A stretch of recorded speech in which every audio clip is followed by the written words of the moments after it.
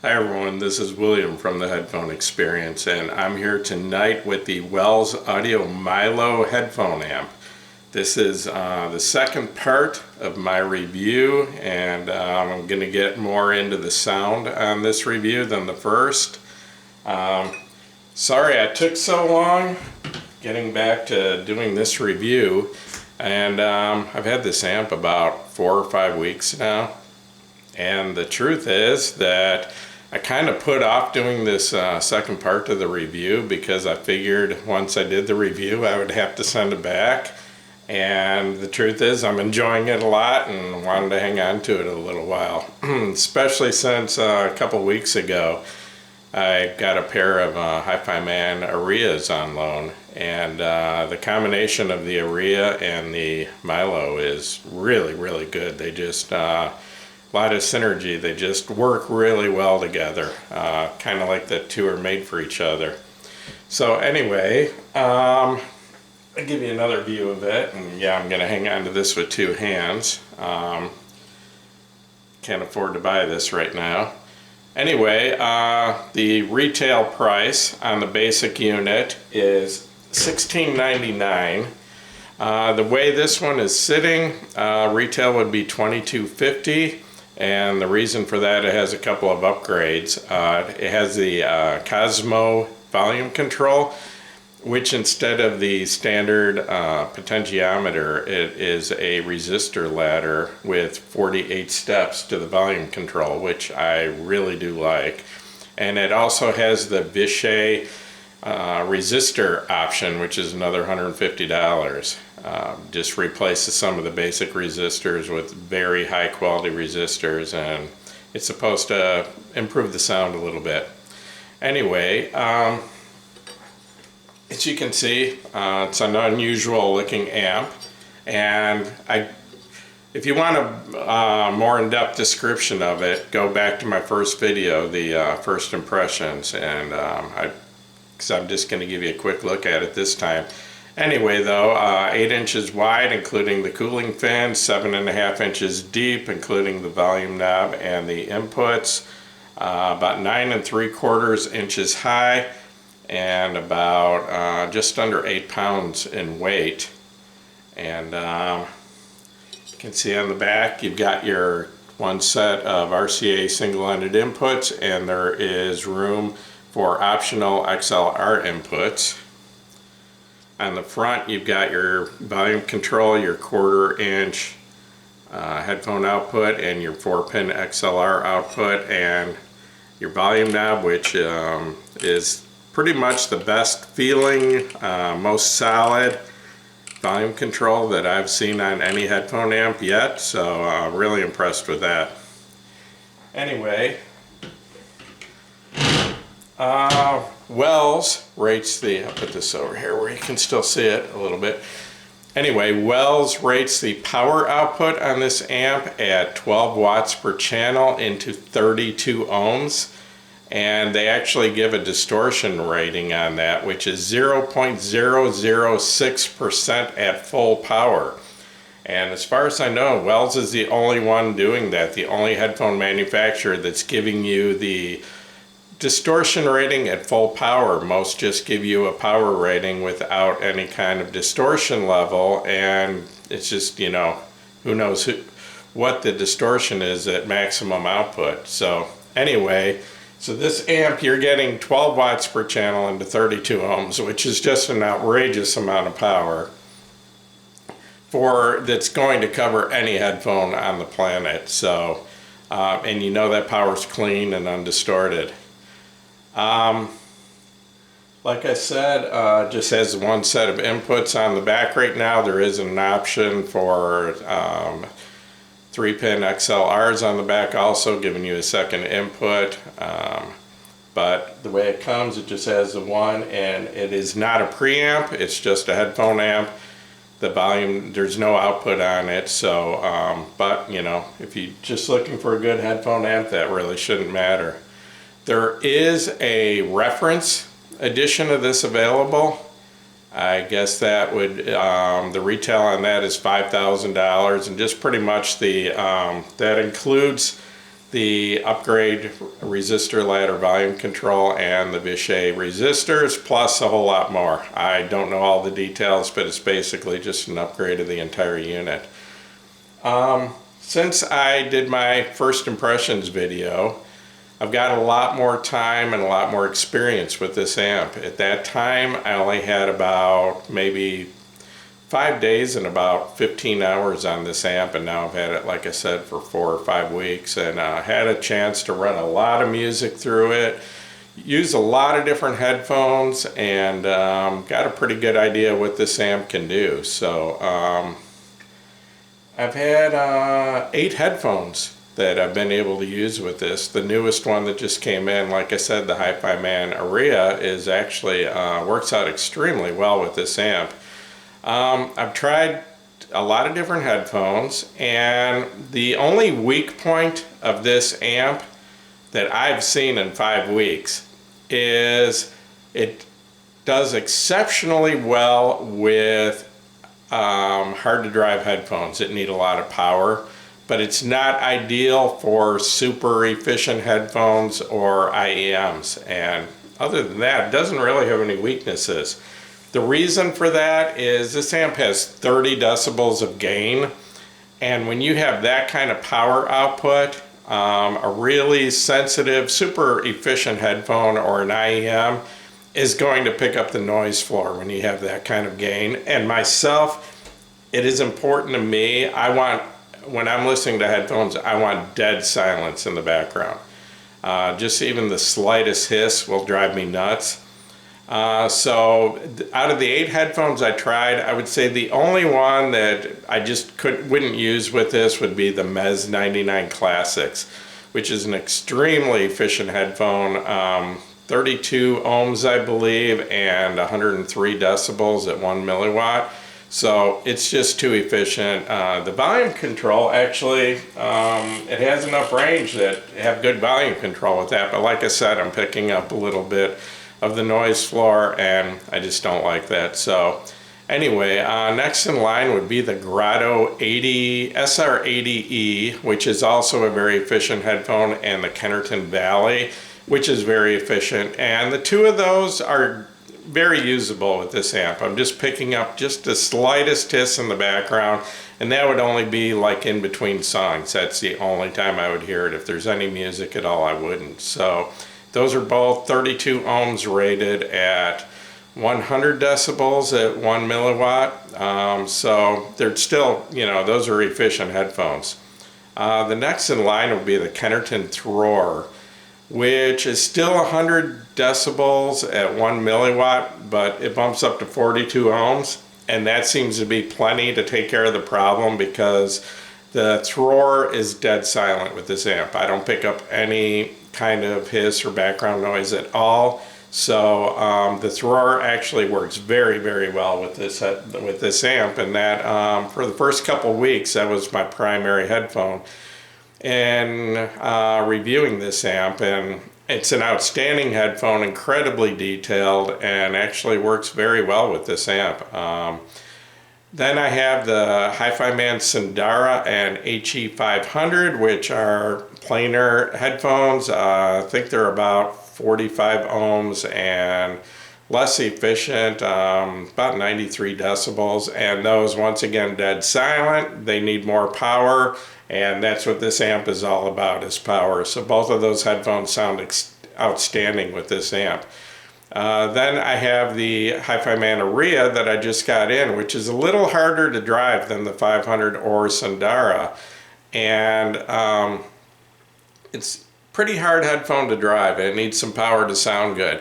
And I've, last couple weeks, spent a huge amount of time with this amp and the Auria, because I have 5 headphone amps at the moment, and without a doubt, the Auria sounds best on this amp here. I have the Benchmark HPA2, I have the Emotiva A100 Bass X, and what else do I have? I've got Urzatyke Bacillus Tilia, And I've got my reference amp that, is my own personal amp, the Audio GD Master 9.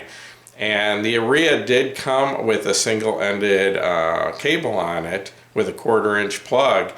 And the Audio GD Master 9 gives up a little bit running single-ended.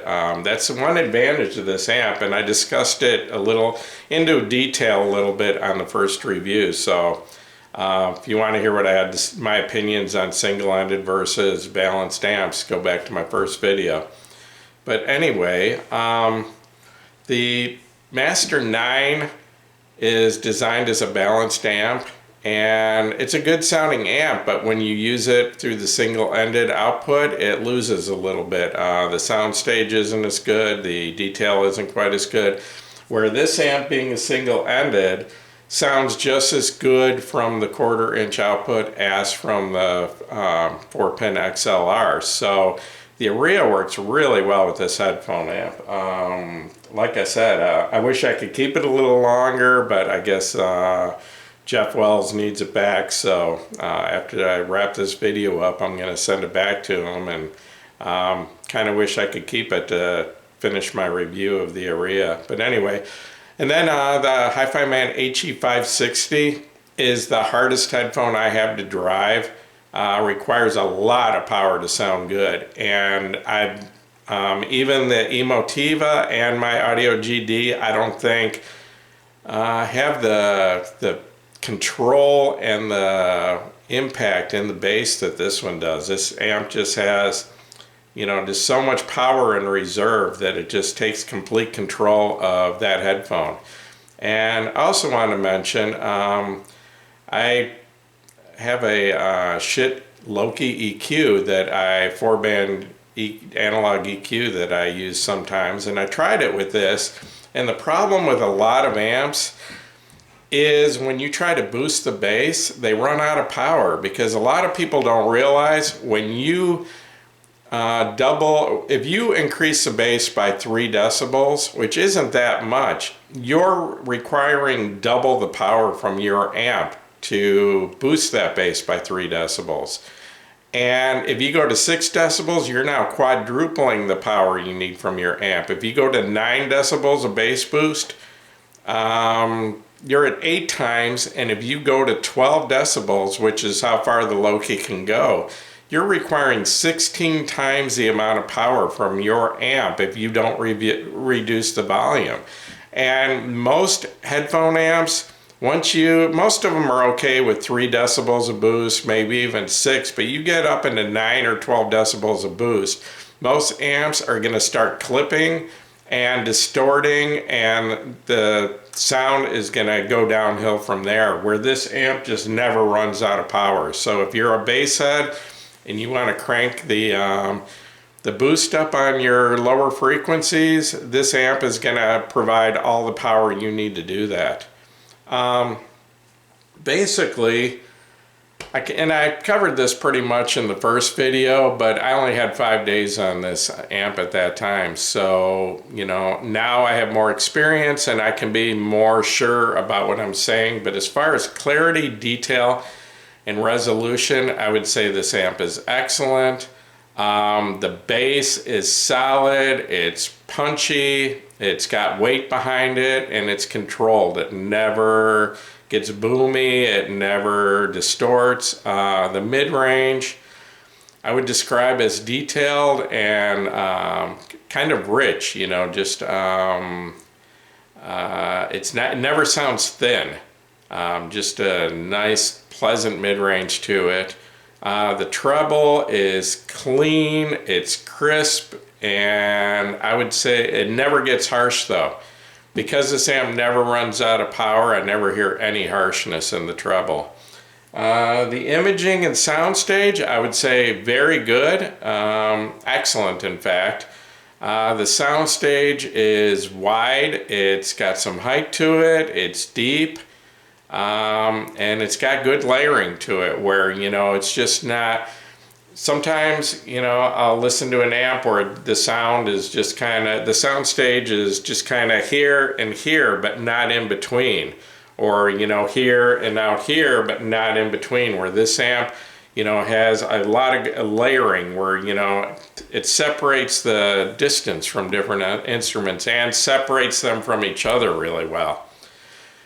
Basically, I would describe the tone balance as slightly warm, just a little bit on the warm side of neutral, mostly just because it has a good punch and, you know, good solid bass to it. This amp gives my music and weight. Some amps can sound a little thin. A couple of amps I have are that way. They're more, they might be slightly more detailed, and I'm referring to the Benchmark and the Audio GD. They might just be a hair more detailed in the mid-range, upper mid-range treble. But I mean, we're just talking a tiny bit, but what you get from that is an almost analytical sound, where this amp just has a smoother, just a more natural, organic sound to it that kind of takes the edge off, and especially with digital music, you know, everyone knows that digital music can sound kind of harsh at times, and it's just enough that it just takes that edge off of the digital. I would, compared to the Audio GD, I would say this amp is less analytical and more musical, just a more pleasing, smoother, relaxing, non-fatiguing sound. And I would say where it really stands out to me is female vocals and piano music, especially the left side of the piano keys, you know, the higher notes on the piano. It just smooths it all out and just gives it a more musical sound to it. So yeah, female vocals to me is where this amp really stands out and really sounds good. So I was just going to give you example of some of the music I've run through this, and I mean, this is just a small part of it. I've probably run, I don't know, easily 50 CDs through this thing since I've had it, and these are some of the CDs I get, just a few of them that I used, and you know, everything in this bunch sounded really good, so that's why I picked them. Paul Simon's Graceland, very good recording, well detailed, and there's a lot of sounds in it, especially what song is it, Graceland, that you just got these little like clicking sounds, and I think it's wood blocks or something just tapping, and those just, everything stands out and they're where they're supposed to be, so real happy with the sound. Ajas by Steely Dan, everyone knows this is an excellent recording, and just this amp, it brings out everything, you know, it brings out the dynamics where you know, the drums stand out the way they should, just everything clear, detailed, good soundstage. Ran through some Tchaikovsky through it. This would be this has got the Nutcracker Suite on it, and what really impressed me, especially, I was using the Kennerton Roar headphone, and I was listening to this, and I just felt like I was right there. I felt like I was in the front row of a live concert, just surrounded by the music and the instruments all separated, and just, you know, nothing mixing together, just everything was in its own place and multiple layers and the depth, and just worked out fantastic in my opinion. I mean, just sounded so good. It just sounded like I was right there. UB40, Rat in the Kitchen, good test. It's got a lot of deep, solid bass to it, and like I said, worked really well with every headphone, especially the Auria and the Kennerton Roar, both sounded great on that. Sarah McLachlan, Fumbling Towards Ecstasy. I love this CD. I love her voice, and the piano also. There's a lot of piano in this, and this amp just makes her voice and the piano and all that just sound real, you know, just it doesn't sound like a recording, it doesn't sound digital, it just it's got that musical Like I said, natural sound with a lot of body to her voice. Really works out well. No Doubt.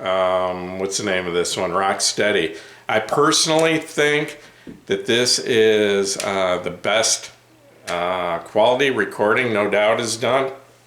Excuse me. I love Gwen Stefani's voice.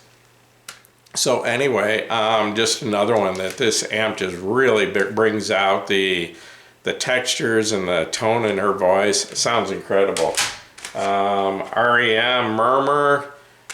This one can sound a little bit harsh with the wrong amp, wrong headphones. Sounded excellent. Tori Amos, another one. Love her voice. Also love the piano music, and like I said, this amp, that's the strong point of this amp, in my opinion, is female vocals and the piano. Just basically any kind of acoustical or orchestral music just sound excellent with this amp. It just adds that warmth, a little bit of warmth and some body and weight to it. The Cranberries, another one. Love her voice. A lot of acoustical music in there. Blues Travelers. The harmonica in this is what really stands out. There's a lot of use of harmonica, and I really like the harmonica, the way the harmonica sounds through this amp. Combination of this, Kennerton Thrower or the Auria, either one, the harmonica just sounds so good. Dire Straits, Brothers in Arms, another excellent recording that just sounds great with this amp. Good test of Soundstage and imaging, and this amp didn't let me down in any way. Fleetwood Mac, The Dance, one of the better live recordings, and a test of whether this amp is making me feel like I'm there or not, and once again did really well with that. Jewel, Pieces of You, another female vocalist. I just love her voice, and a lot of piano, a lot of acoustic guitars in this. Sounds excellent with this amp. Nora Jones, Come Away With Me, another exceptional recording, and another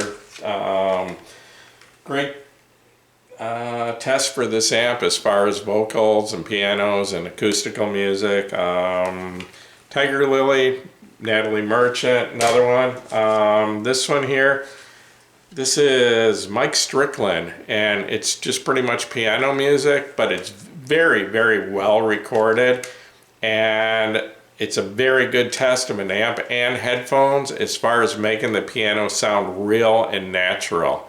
And once again, very happy with the results. Another live recording, Eagles, Hell Freezes Over. Very good live recording. 10,000 Maniacs, another unplugged. Another very well recorded live recording, and once again, just I feel like I'm there. Just like I said, especially with the Kennerton Thrower, I just feel like I'm right there on these live recordings, and the HiFi Man Auria is real close too.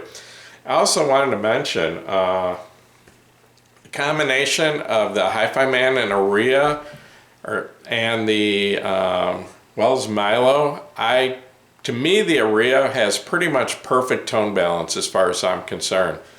In the combination of the two, even though I had an EQ available, I never chose to use it at all. I never, unless the recording was just really bad, but any decent recording, the combination of those two just sounded perfect to me, the tone balance, and like I said, never felt any need to EQ at all. So if you do have this amp, that would be a headphone I would consider, or if that's a headphone you have and you're looking for an amp. And the Auria at $15.99 is kind of in the same price range as this amp. And from what I've been told, I've never heard the HiFi Man HE2, or no, I'm sorry, the HE1000 V2.